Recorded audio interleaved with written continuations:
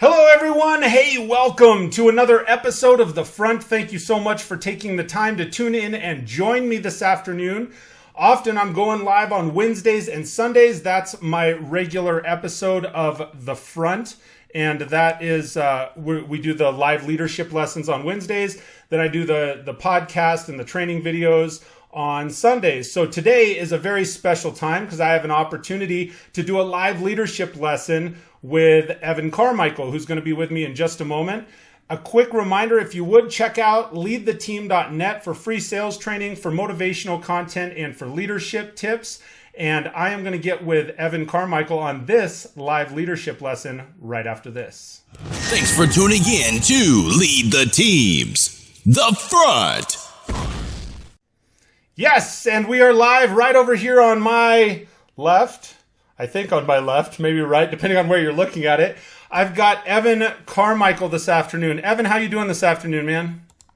Awesome, Mike. Thanks for the love. I love that announcer voice intro you got. And I was going to say the lion logo you have is fire, but it like actually is fire. Like the lion is actually fire. So I love that. Yeah. Oh, I take this I want out a shirt. Where's I want a fire shirt, man. We got to make that happen. I got the shirts, man. I'll get you after this. I'll get with your address and I'll get you a shirt, my man. So, hey, thanks, man. Thank you for going on the show with me this afternoon. Just real quick for some of the viewers or listeners that may be tuning in live, please do me a favor, guys and gals, share the video. That would be great to get it out there. For the people that are tuning in with us, whether it's live or whether it's later, Evan, would you just real quick give a maybe 1 or 2 minute, what business is it that you're in? What fires you up? What is it that you do, if you would, for just 1 second? Yeah, I'm fired up to solve the world's biggest problem, untapped human potential. I think most people either don't know what they should be doing, or they know, but they don't believe in themselves enough. I think everybody has Michael Jordan level talent at something, and they have to find it, believe in it, and push it for the rest of their lives. I think I'm most well known for my YouTube channel, where I have a lot of content that helps mostly entrepreneurs, but anybody who's kind of chasing success start to win. I've got 2 books. They're behind me for those who can see. And I'm passionate. I'm an entrepreneur as long as I can remember. And I want to solve the pain of other entrepreneurs to have it not struggle as much to build your business. Absolutely, and I think that's awesome. I'm a huge fan. I follow your channel. I think you put out a ton of amazing content for people that are in business and entrepreneurs, and really, actually, anybody who was it? There was a quote on your website that said, "Evan you're like an inspiration and motivational video DJ." Right?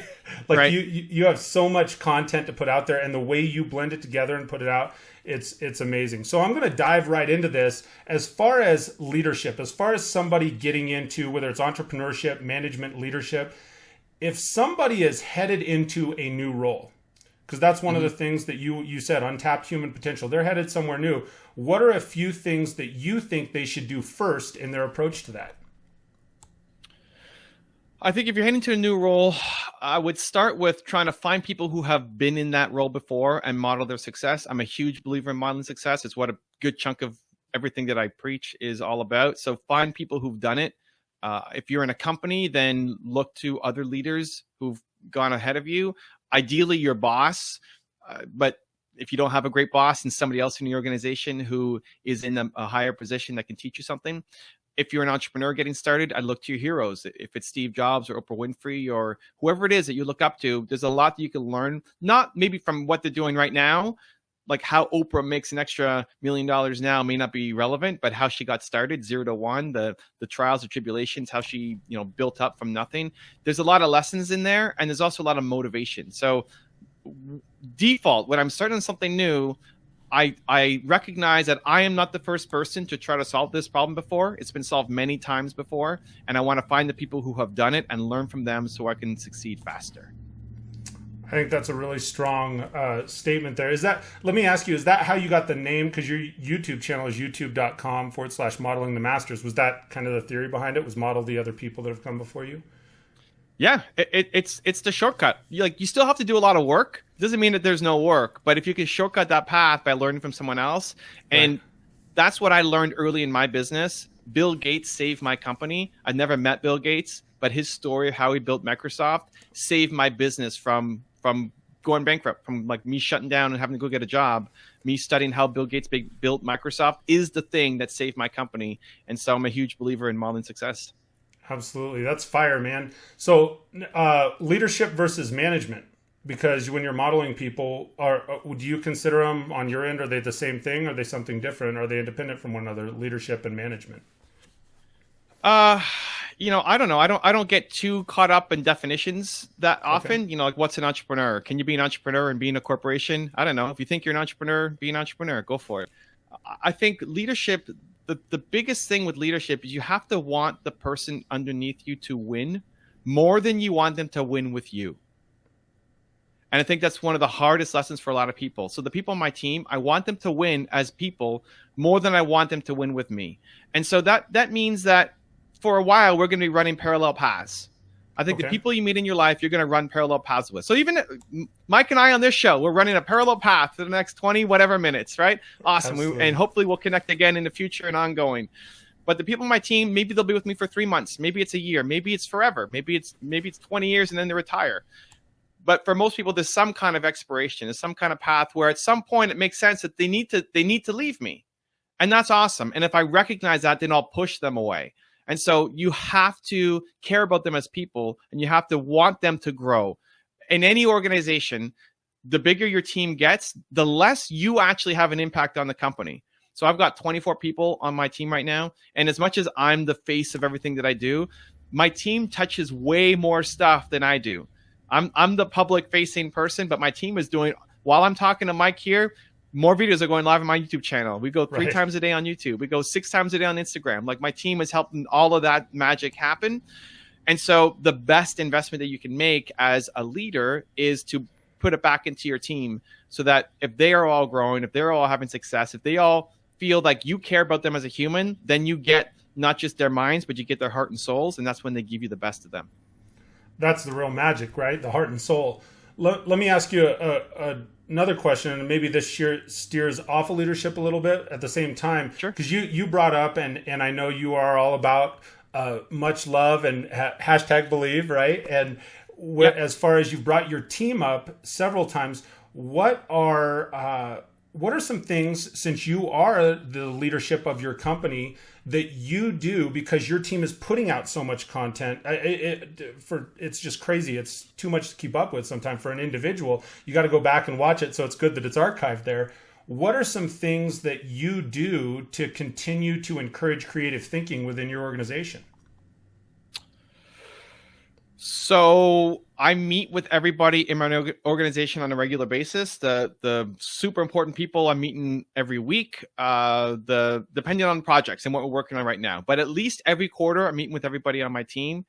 Not as a, hey, how are we doing on this project? But how are you doing as a human? Like, what do you want to work on? Are you happy with the work? Do you want to get better at something? Is there anything that's interesting for you that you want to work on that maybe we could tie into the business somehow? And those often lead to some fruitful conversations, because you can't assume the person who joined you 5 years ago is still interested in the same things now as they were when they first started with you. The other thing that I found really helpful is we're all Facebook friends. And I think a lot of times when people ask to be a Facebook friend or they follow you on Instagram, they're worried that, oh, my boss is following me. And you have to give them permission to, like, if they're posting a picture of them having fun at a party, that you're not, calling them out the next day. But I've learned a lot about my team through what they're posting on Facebook and some of their interests. So one of the guys, for example, he has English as a second language, and he posted something about wanting to improve his English. And it's never come up in my conversations with him on the one-on-ones, but he posted it to his Facebook. And so I thought, hey, this is a great opportunity. Like, if his English gets better, it'll help my company too. It helps him as a human, and it helps my company as well. And so we're always looking for ways through their personal posts of what we might be able to do to help them. Everybody in my company goes through the one-word process. I have a book called Your One Word, and it's basically figuring out your most important core value. So somebody who values freedom, as an example, I know, don't micromanage this person because they're not going to be too happy with it.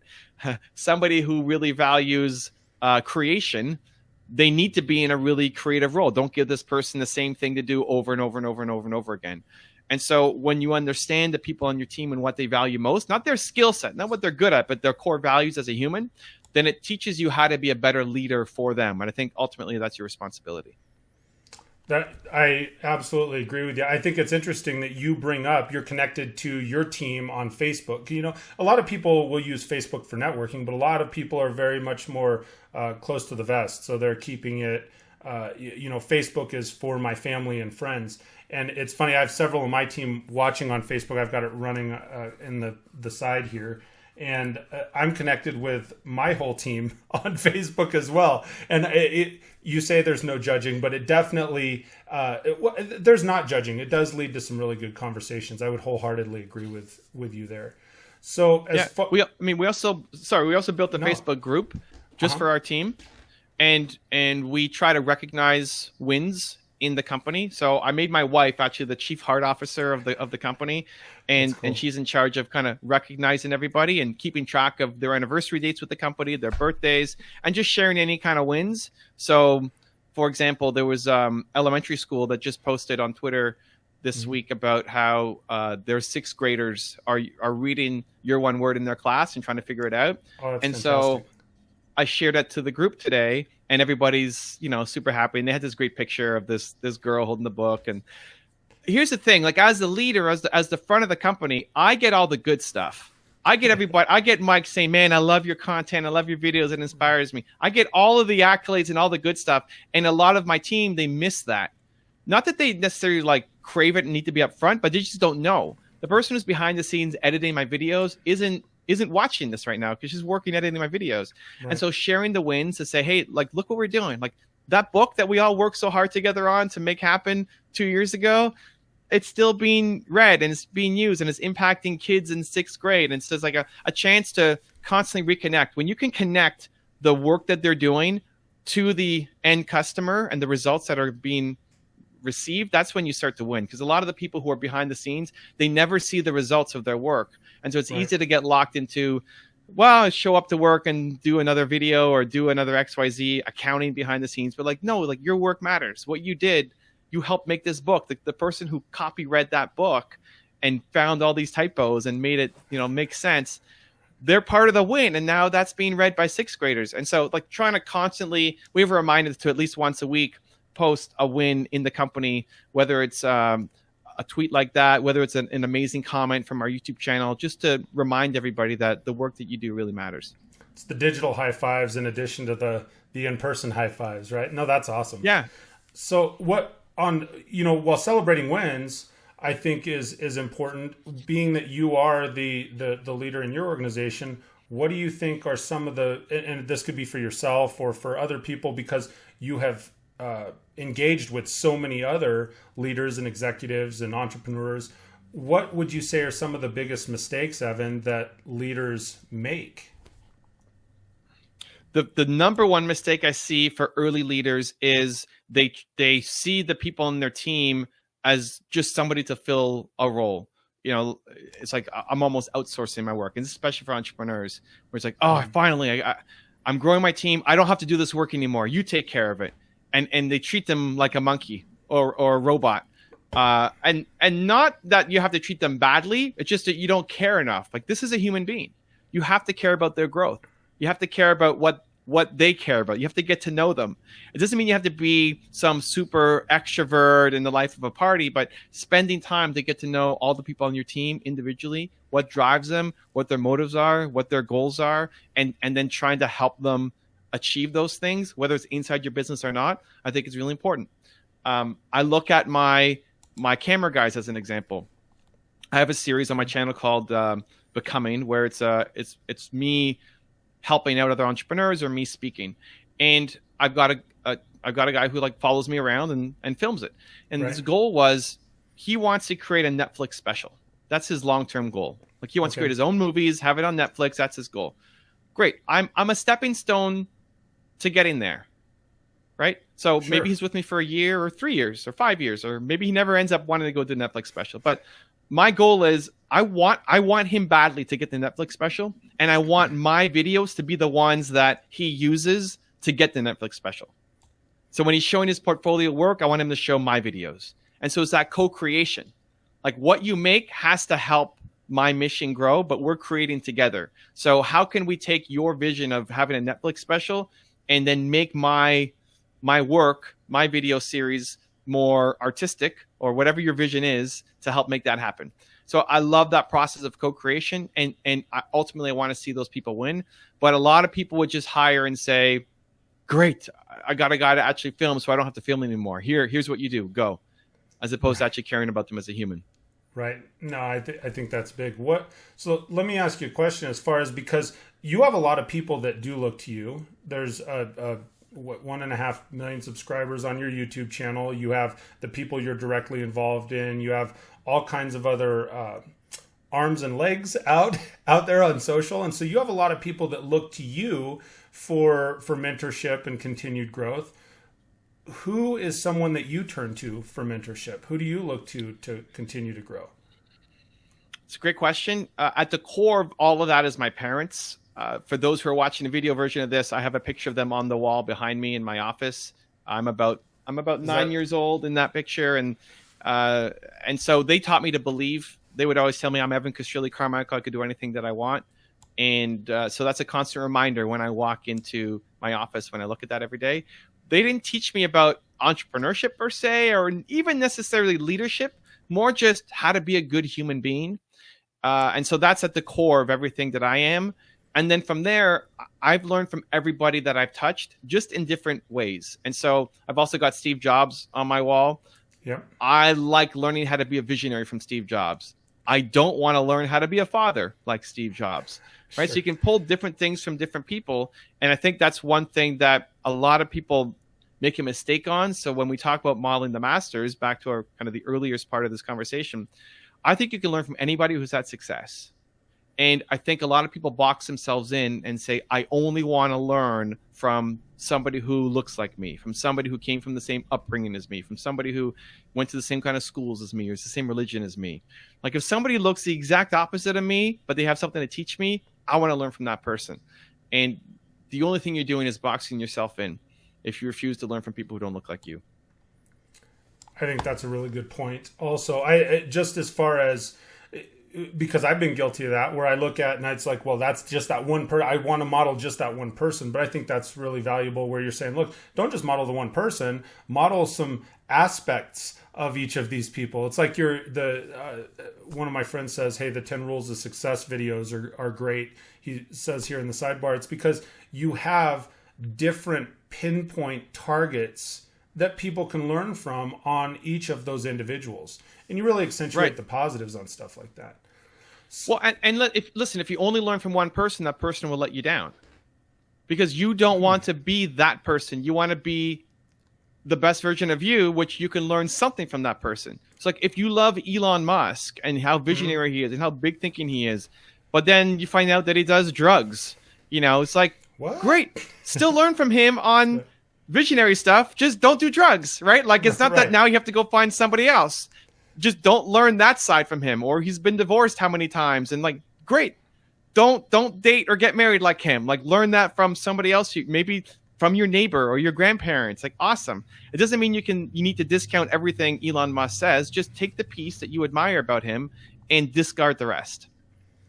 I would agree with that too, because as you're talking and I'm just thinking about it, it's like, well, gosh, there's still a lot of it part of the, and this may be off subject, but part of the thing is the media helps swing us. You look at somebody like that, and if it is somebody that you valued parts of, then all of a sudden there's all this negative media, and it's like, oh, well, I can't be associated with that. That's one of the things I really would compliment you on, because you and I were even talking just a couple minutes before the show here, and you do a really good job at accentuating the positives only, even of some people that are a little bit controversial from time to time. So, yeah. I think that's our job. Like we are media. Like the front is media. Absolutely. I am media. Yes. Right. So if people are tired of the negative news that's being shown on CNN or wherever else, it's like, but you love Mike? Awesome. How many shows have you done, Mike? Like there's 2 episodes every week. Right. Watch those. You get filled with positivity and leadership lessons. that's maybe a good idea, right? And so media has been decentralized. There's whatever you want to go off and get, there's somebody with a positive message who can help you get it. And so like my mission is to spread believe. And so everything that's my one word, everything that I create always has a positive message to it. It would be actually easier to grow my channel if I did the top 10 stupidest things Donald Trump has said. You know, like, right. I'm sure like that video would take off, sure, whether you love Trump or you hate him. And then I could do the same thing, the top 10 stupidest things Obama ever said, and people would hate that, and like that would grow up too. But I just, it's not the message I want to create. Like, I choose positivity, I choose believe, and so everything always has a positive impact. And I think one of the things you said that's really important there is it's a choice. It's a choice. You have the opportunity to make the decision. So what do you do outside of, because obviously you're heavily involved in YouTube, and I know in your books and such, and if for anybody that follows you has an idea of maybe a little window into your personal life, well, what else do you do to ensure that you are growing and developing yourself and you're staying on the forefront? Because I think it's important. You know, you said you have those 24 people that work for you, and that you're probably mentoring many in several ways, and you're connected with. So what are you doing in areas to stay out on the forefront, out in front of them, so you can continue to mentor them, grow, so that your business continues to grow and flourish? Yeah, I think first you have to understand what your learning style is, and then build that in somehow into your daily routine, or at least weekly routine. So if you love reading, great. Like, block that into your calendar that every night or once a week or whatever it is, you're reading a new book. For me, I'm a visual learner. I love seeing. So videos are the best for me. Sure. And so I'm watching all the videos that go on my channel. I'm consuming it. So I'm learning. I create my videos selfishly for me, and then I share it with the world. So if I haven't learned something or it's been thought-provoking in some way from a video, it doesn't go up. Like, we have 5,000 plus videos on the channel. That's crazy. That's a ton that of are public. Right. I only do 3 a day. But we have 6,000 total. Like, there's 1,000 videos that never saw the light of day. And if I haven't learned from it, it doesn't go up.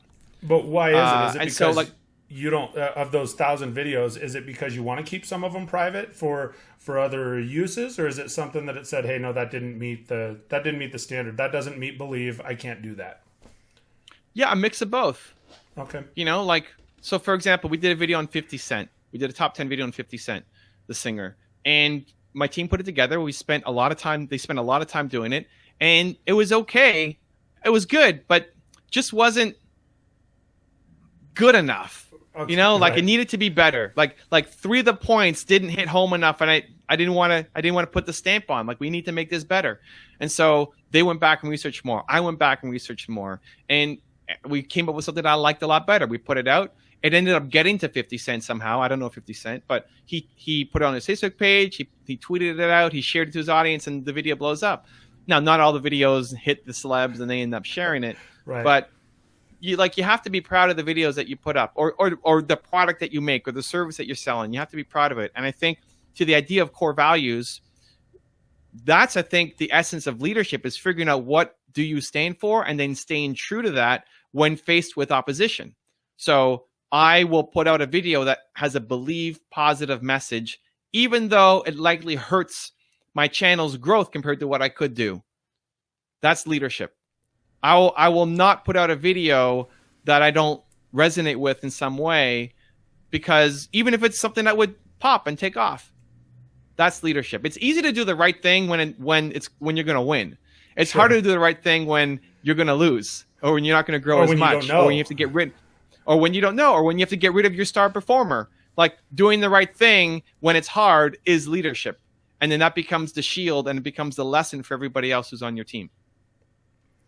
That's great. So the kind of as we're winding down here, because as far as leadership and business, you've heard many people say, hey, look, passion is a huge deal in business, right? If you find your passion, if you think you found your passion, you pour everything into that, and then by igniting and fueling your passion, that's going to make you successful, right? So what what advice first, I'm going to shift gears here. What is it in Evan's life? What are you most passionate about? Is it YouTube? Is it the entrepreneur stuff? Is there a blend? Can you sum that up in like one sentence? I think I know what you're going to say here. Yeah, I mean, like, I want to solve the world's biggest problem. And I believe that right now YouTube is my best way to do it. I'm getting heavy into Instagram. I think that's another great way. But I'm not religious about YouTube. Like, in 5 years, YouTube will not be the same beast it is now. It may be bigger, it may be worse. But in 10 years, we're going to be on the front, and Mike's going to be coming to you in a holographic form in front of you, or VR lens here, right? And YouTube may not be the leader there. I don't care about the platform. I care about having the impact. It's about the so message. Whatever platform that is, that's where I'm going to be. That's great. So if people are looking for their passion, could you sum up one or two ways? What advice would you give to somebody that is really trying to find, hey, I'm trying to find what lights me up. Like, I'm going to my day in, day out job. Here's what I'm doing. Here's what I've got to do because I got to pay the bills. But how would you advise someone? Here's where you start. Here's what Evan Carmichael says. Here's where you start finding your passion. Super important. And what I go through is the who, the why, and the how. And so this might be my next book. Just dropping it here, dropping some knowledge here. I think 90% plus of America wakes up and drives to a job that they hate. And they're looking for escapism, which is why they'll binge on Netflix when they get home, because they forget about their crappy life and get engrossed in something else. So the who, the why, and the how. The who is, what do you stand for? What are you all about? Your one word, your most important core value. That gives you the rock to stand on. That prevents you from going down the wrong path and being swayed by other people's values. So mine is believe.